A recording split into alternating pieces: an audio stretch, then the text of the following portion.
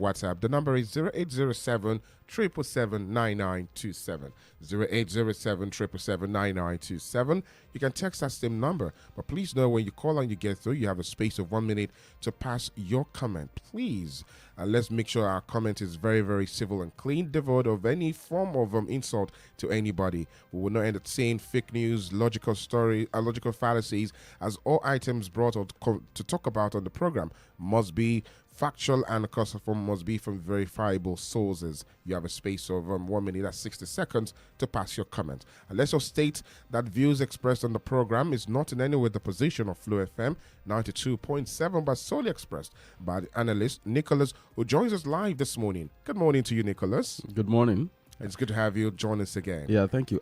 Sorry if I may. The name of that instrument you were talking about, the Igbo instrument? Yes. Oja.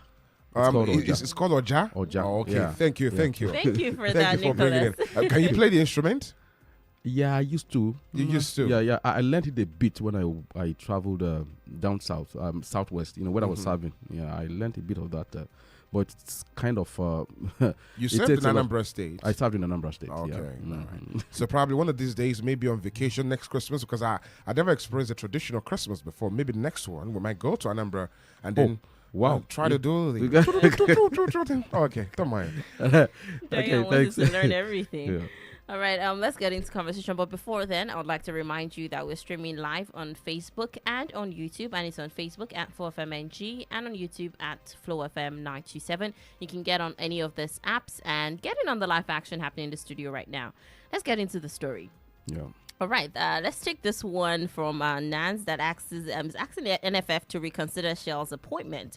The National Association of Nigerian Students has knocked the Nigerian Football Federation over its decision to hire a former coach of the Malian senior team, Eric Shell, as the new head coach of the Super Eagles. What's your reaction to that? That should be expected, and it's not only the National Association of Nigerian Students that are making that call, and a lot of pundits have been talking. Of course, you're not going to get any government officials within the sports, say anything because nobody wants to fall foul of the NFF, But by and large, it's a kind of outrage, and it further confirms this seeming predilection of NFF to go for subpar coaches. You only need to look at Shell's, record.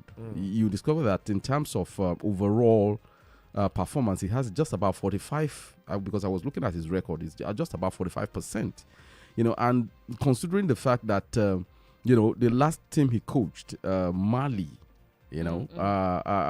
dropped out at the quarterfinals of the AFCON, whereas the Super Eagles that he intends to coach, finished in the finals, losing narrowly, to the host country, Cote d'Ivoire, so that expectation is, you can expect that kind of reaction. Then again, it's not as if something is wrong with Eric Shell, if you ask me, because what I did was to look at his style of play and things like that, and I discovered that, Eric Shell could be okay if you are rebuilding a team.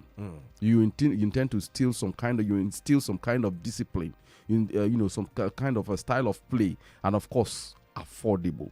But the confusion for me, if you ask me, is the fact that NFF is not the one coughing out the money. There is a sponsor.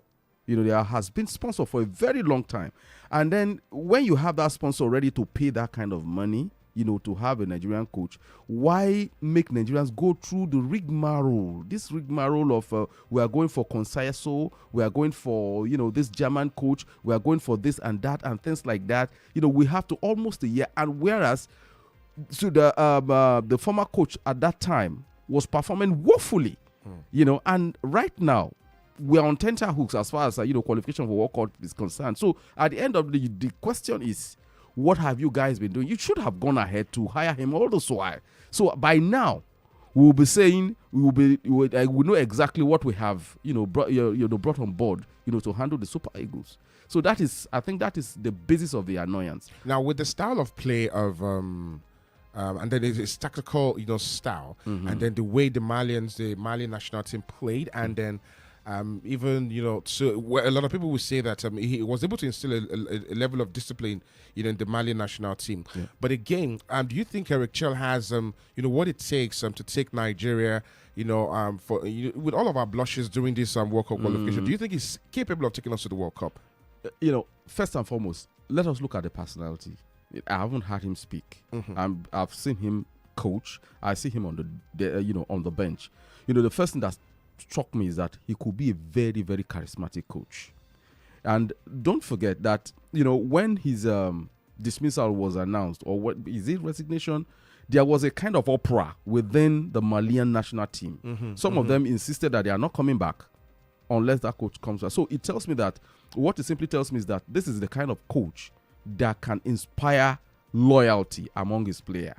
But again, you see, you have to look at it on the other side, the quality of player he's going to be, dealing with. There was this talk I had with John Fashanu. Yeah, John Fashanu, a long time ago. Surulere, at that time, the Surulere National Stadium was still being used. We had a small conversation. And there was this thing he said about coaching. That you see, the thing is that when your players are on the pitch, what gives them confidence is that, in listening to your instruction, is that you've been there before. You have played at that level before. You've seen it all before. But, what you have in terms of record for Eric Schell is a bit on the mediocre level. It's still subpar. So when you now have somebody like you have, about 2 African Footballer of the Year in that team, you understand, how do they look at him? That is one big problem. And we are talking of, I'm talking of a Lookman and you have Osimhen. Right. So there is that tendency that these are very young chaps and their success can go into their head. You understand? So those are some of the things that come into, in the consideration for the kind of coach that is going to handle your national team. So I wish the NFF had done better than this. But all the same, we'll just, football, like I said, it's just like politics. You don't know where it's going to end. When we brought Gernot Rohr, you understand, we had the same kind of opera that is a subpar coach.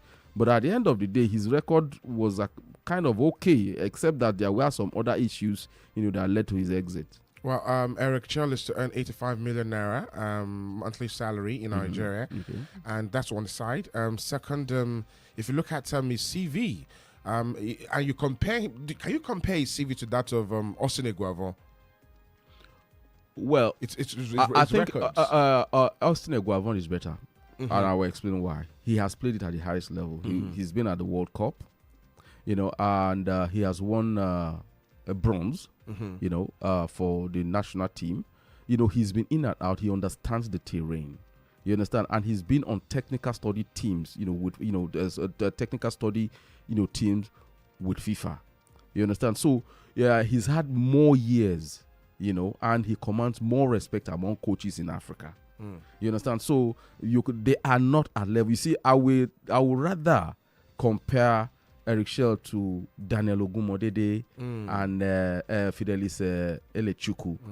So it's at that level. And then, if that is taken into consideration, then why opt, for Eric Chell? Do you think it's because of his tactical prowess and then the level at which he took the Mali national team to at the 2023 African Cup of Nations, that they got to the quarterfinals? Well, there could be a lot of explanations again. See, sometimes, what we are doing at this level is analyze, profile probabilities, why they have made that choice.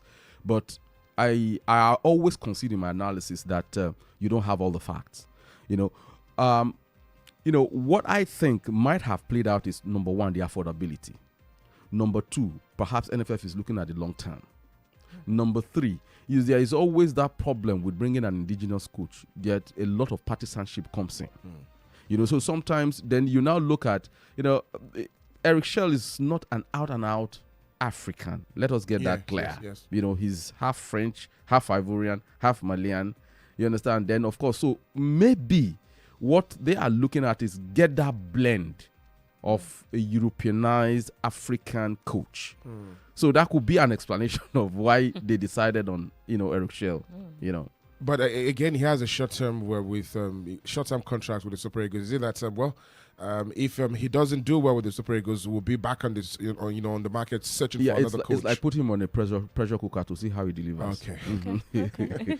Well, we just hope that his spell with the Super Eagles, he did that with the Eagles of Mali. Yeah. I would just hope that he's going to take up the big task and do well with the Super Eagles of Nigeria. Yeah, let's hope what so. we just don't need to do is just give him the support that he needs. Well, I don't know, but that is it. But you see, I like it this way. So let him come and prove his mettle. So if you cannot wade through the criticism and the rest of them, then we don't need you as Super Eagles, because coaching the Super Eagles is like in the pressure. Look, you are in the eye of the storm. You understand? Until you deliver. You remember what happened to Pasero now? Pasero. Pasero. He at every point people said he was subpar. And given the result, then all of a sudden he went to AFCON. And he did do well. And at some point, people were saying, look, let's keep him. If you can't get a better one, let's keep this guy. Is the Super Eagles job a difficult one? It is difficult. It is a difficult one. Do you think a lot of indigenous coaches will want to run away from the job? You see, the thing is, the thing about the Super Eagles, why you see a lot of interest in Super Eagles is there is no way you coach Super Eagles that it doesn't improve your CV. You understand? Then you get a crack at some of the best players in the world. So that is the thing. Yeah, as much as it's a difficult job, it's what everybody wants to do because you want to build your CV. Okay. Yeah. All right. Well, let's move away from that. Let's move away from football right now and go to this one concerning the Nigerian military. We have been ranked to 39th in the 2024 Global Firepower Rankings globally. And unfortunately, this marks the third consecutive decline after being ranked 36th in 2023 and 35th in 2022. Well, while looking at that report, there was certain things I saw. It is based on several parameters. Those ranking is based on parameters. That is number, your budgetary allocation for defense. That is the most important thing. Then two, there are issues of the formations that you have, and of course, there is this aspect of innovations that happen there, and which is not happened within our military as of this time. If you look at, what it also struck me is that, the first two countries that we are talking about, that outpaced Nigeria in Africa, Egypt, South Africa. No. Egypt Algeria. is number one. Egypt, and Algeria, South Africa. We are talking of people who have gone through insurgency. If you just how many years ago Egypt was almost in total chaos. You understand that they could still maintain that military, pedigree, that ranking, tells you how much these people are organized. Now, we are talking at Nigeria at peacetime. Let us just put it that way. Yes, we have pockets of insurgency here and there, but it's not as overwhelming as what you saw in Egypt, at that time. We were talking of almost near total breakdown of law and order, where they had to remove the president twice or so. Thereabout. After Hosni Mubarak, you have the other, the other one, that Morsi, and yet you still have them militarily that strong. So it tells you of the kind of structure they have. They have a very solid structure, and that is what I think is responsible for that ranking that we're having. Then, of course, Algeria too. For a very long time, Algeria has been on, they have the civil wars and strife there. But that they could still maintain that. But, of course, you could still argue that because they were having that constant war, they were replenishing their military, arsenal. There could be that argument. But, you see, we are having insurgency. It is expected that we will spend more and we get a better ranking. But that is not the case. Rather, it's going down. So what it simply says is that the right and proper thing are not being done. You understand? And especially at this time when we are talking about the need for security, so that it could trickle into economic expansion, economic security, food security, and the rest of them. What it simply says is that we are still not ready. We are not doing the right thing. We are not investing properly in our military. And for me, if I have to provide a solution for this, I think Nigeria should look inwards, because these days when you look at, the budgetary allocation of buying arms and the rest of it, it's humongous, it's huge. So there could be, within our rank, within the country, we should be able to do something locally, I don't know if any one of you have visited this war museum in Umwa. Is it Umwa? Yeah, Umwa here. You know, I took a trip there once during my youth service. I did travel and see the kind of things that Nigerians could do when under pressure. You understand? And most times when you go to all this army, police, when they parade criminals, most of the guns that you see are not imported guns. Mostly they are fabricated guns. You understand? So at the area of small arms, because if you look at that ranking, some of those things that you see, it's how much we spend on small arms. You understand? It's part of those things that they used to rank, these countries. So what it means is that there are indigenous technologies that could take care of small arms. So what Nigeria needs to do, in my opinion, is not just look at it as a criminal enterprise entirely, but look at it more as a way of, okay, these people, you have a creative journey. How do we manage it in such a way that if you have this technology within the country, you can harness it properly? Because harnessing is a way of monitoring, So, by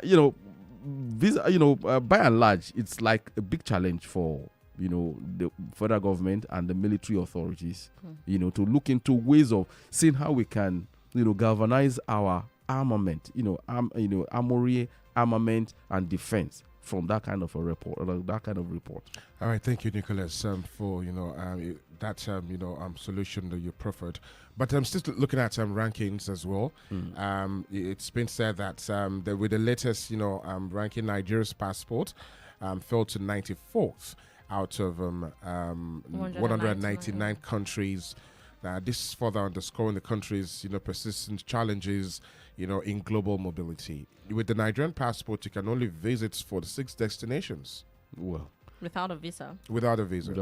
Well, you see, the thing is that over the years there has been talk about a lot of things go into that. How easy is it to procure our passport? If you since Tunji Ojo, Ojo came in. Was that with that innovation that he brought? Do you think this body that's responsible for this ranking took into consideration some of these bright innovations? No. See, the innovation is still novel. It hasn't taken. It needs time, before you can see the efficacy. So, yes, I think it can, but it is still too early. The innovation is how many? It's not even up to a year, is it? Yes, 6 months there about. Yeah. Then of course you need to understand something about when you bring an innovation into Nigeria. There is, the time with which it gets into the system where people get on board is usually long, because you are going to meet a lot of bureaucratic issues. You are going to take care of bureaucratic issues. People who are used to doing things the old way. And of course, people who want to take advantage of that system. Those are the challenges that you are going to face. So definitely, maybe in 1 or 2 years, we might start seeing results. But to see that result, the minister still has to do a lot in terms of cleaning up the Eugenians table, getting the undesirable elements out of that place so that this thing can move faster, Okay. All right, well, let's move away from that and onto this conversation. The Nigerian minister, Tijani, has said that call and data tariffs would increase. Confirmed that the Nigeria's telecommunications tariffs will soon increase, and assured Nigerians that it would not be 100% that telecom operators are pushing for at the moment. Now, we've had what do you call it now? The discos also increased at some point, and now call and data. It's increasing as well. And we are expecting the tax bill to be passed into law, and that's another additional pressure on the pocket. Well, this is just on the current economic situation in the country. The telecom operators of Nigeria, since I think before the end of the year and first week in the new year, early in the new year, I've been making calls that to maintain and accustomed to, for infrastructure maintenance and all, that their cost of operation is very, very, very high, and that there is no way they'll be able to balance their books if there is no that increase in tariffs. And I saw a report that it's going to go like they want 100% increments in the tariffs. It means that the data that you buy for 1 gig at 1,000 naira will go to 2,000 naira. You see, I don't know what cost are they really referring to. Is it the cost of buying diesel, the cost of maintaining their infrastructure, or the cost with which they settle government officials? Because that is one question that we know has been happening. When they came on board, there were lots of talks. There were lots of allegations about, how much data they give to lawmakers free of charge. So that, it's there. Why is that happening? It's happening because, they need to get people who are in power, to always not make policies and legislation that will affect Against them. them. It's settlement. We cannot pretend as if we don't know that this is what happens. We know they settle a lot of government officials. So what percentage is that taken out of the cost of doing business in Nigeria? Because that is exactly where the bulk of the cost comes from. Do we consider the amounts used to maintain a base station, for example, and then if take, for example, a particular network in a state, in a particular, region, will have close to 10 base stations? Yeah, that is, of course, these are cost of doing business, legitimate cost of doing business. But my contention is that is not exactly what is really taking the money. Now, I'll give you a very good example. A few years ago, last year, that is during the All African Games. I was supposed to be in Ghana. I had processed virtually everything. You understand? So, and the first thing I had to do was, how do I get, MTA in Ghana? And from one of my colleagues who was already there, he gave me the costing. It was far cheaper. You understand? It was far cheaper in Ghana. And we are talking of the Nigerian market that is more than how many times bigger than Ghanaian, data, telecoms market. You know, so things should be cheaper here, but it's cheaper in Ghana. So now the point is this. If we can have it cheaper in Ghana, why is it not so in Nigeria that you have a bigger market? You understand? Where you have a bigger market, where you have a bigger, space for expansion and the rest of them. You see, because the more, the less. That is the rule in market economy, right? So when there is a huge demand for something, where there are so many people that there is room for expansion, then if you reduce this, then that means you have a quantum, customers to take care of. So at the end of the day, it will reflect on the unit cost of data. So why is it small where you have smaller countries, smaller market, and it is big here where you have big market? So those were the issues. So they have to convince me beyond everything that these are not the, what is eating into the cost. And let us even face it. When, at least, I know that there are some, outside politicians that they give free data to. You made mention of that earlier. Yeah. While these network operators, when call for increase in the tariffs, and then you said they give to lawmakers and all. How verifiable is that statement? It's not only lawmakers, even journalists. Yeah. Is it allegedly? I was a beneficiary. I'm not going to mention it. So if they want to take me up, let them take me up and I'll give them proof. I was a beneficiary. You understand? No, but it was on an arranged thing. At some point I had to stop. So what we are saying here is that it is not, they shouldn't come here and just pile additional pressures on Nigeria. But do you also know the level of destruction that these telecom operators suffer with base stations being destroyed, some of the infrastructures? See, I'm not saying that there are no additional cost of doing business in Nigeria, given the insurgency and a lot of things, But you see, like I said, compared to power infrastructure destruction, you understand? And the base station, which one is more? Is the power, and we even made an example here, on air here, that why is it that they are not destroying the base stations that are in secluded places, but going for the one that TCN has? And I said it has to do with their community relations, right? So that is to tell you that it is not, they are taking care of that thing very well. So what I'm saying is that they cannot just come up one day and say they are going to increase tariff just like that without taking care of some of these strong allegations that are there. It's there. It's well written all over time. We have reported it several times. You understand? So you're benefiting from the data from the particular network you were mentioning. Yeah. Will not be perceived as you know, an illegal thing.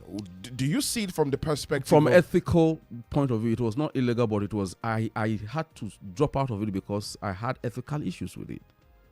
You know, because it means I can't report anything that concerns your company, so I had to drop it. What? Okay, It was just marketing. what exactly? What it was just a No, that's not marketing. What was it? What was just a benefit that you enjoy from, you know, we have souvenirs. I know companies, for example, we don't want to give names. I know companies around the country that have when they make when they manufacture things, there's a certain amount that they leave out. So okay, give us souvenirs, share to the people.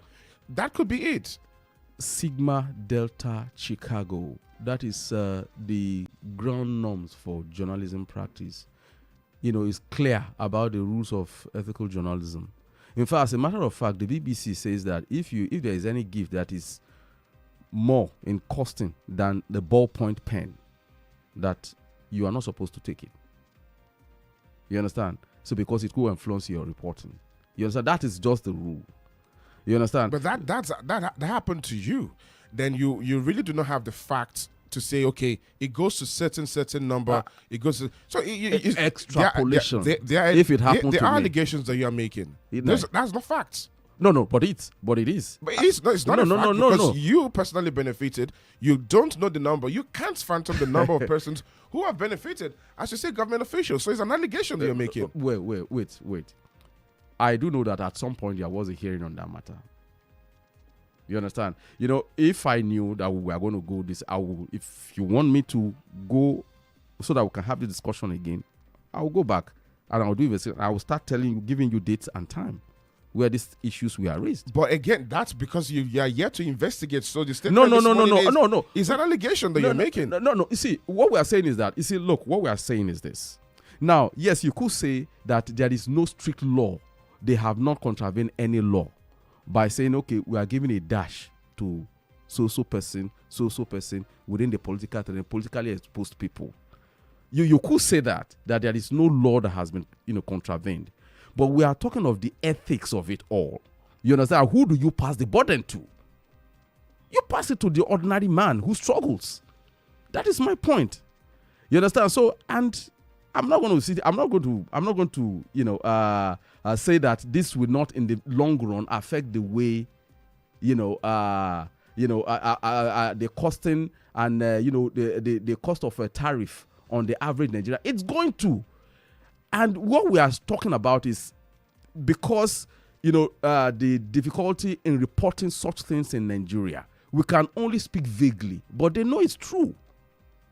You understand? They know it's true. So that is, they just went into a meeting with, the minister and came out and said, yes, there will be an increase in tariff and things like that. And I'm saying that these are the allegations we've been hearing. You understand? How much of it? Oh, thank you for knowing, and you retract now. It's all allegations until it's proven. Oh yes, but it's a very strong allegation, and I gave an example of a personal instance. You understand? So if it happens to me, you understand? This is a simple extrapolation that you do in investigation. If it happens to me, so how much more? I know how many people who benefited within our own sector here, and they don't hide it. It's an open thing. It's purely ethical, yes. You understand? There is no law that says they can't do that to promote their business. You understand? There is no rule. There is no law that says they can't do that. But what we are saying is that in the long run, who suffers? When almost 30% of your cost goes into settling, you understand? Instead of plowing that kind of money into making, servicing your infrastructure and making it affordable for the average Nigerian. You understand? So at the end of the day, what are we talking about? Well, Nicholas, thank you a lot for joining us this morning. And let's also state that we speak facts, and of course we hold on conversations I don't know if we have to. There was a time that MTN was sanctioned. I hope you know, sanctioned, asked to pay a humongous amount of money because they evaded tax and things like that. You understand? I don't. It's there on public. You know. They Well, had an issue with Nigeria. once we're done, Nicholas, once we're done with the program, we're signed off. Okay. I will definitely direct you to the marketing unit for that free, publicity you give. I'll take you up on that one. Okay. Thank you so very much. The view expressed on all of the stories is not in any way the position of Flow FM 92.7, but are solely expressed by the analyst this morning, Nicholas Nwarunoye. That's the end of our program for this morning. We're back to your ears tomorrow, God willing, 8 to 8:30. My name is Adeyemi. I'm Danielle Shitta-Bey. Thank you for joining us. I don't- Here to